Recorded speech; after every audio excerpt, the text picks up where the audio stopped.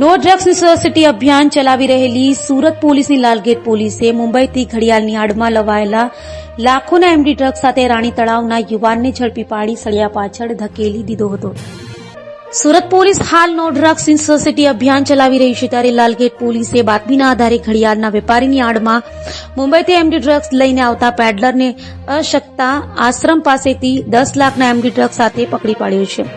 પકડાયેલો peddler રાણી તળાવ ખાતે રહેતો 22 વર્ષીય રેહાન મોહમ્મદ યાકુબ મેવાવાલા છે. એમડી સાથે પકડાયેલો રેહાન પોતે ડ્રગ્સનો નશો કરવાની ટેવવાળો છે. અગાઉ મિત્રો સાથે ફરતો હતો તે વખતે તેને એમડીની લત લાગી હતી.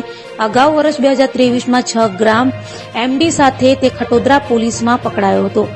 લાલગેટ પોલીસે તેની પાસેથી 9,95,000ની કિંમતનો 99.57 ગ્રામ એમડી ડ્રગ્સ કબજે કર્યો હતો. એમડી ડ્રગ્સ એ ટ્રેન દ્વારા મુંબઈમાં કુર્લા ખાતેથી લાવતો હોવાની વાત પોલીસને જણાવી છે.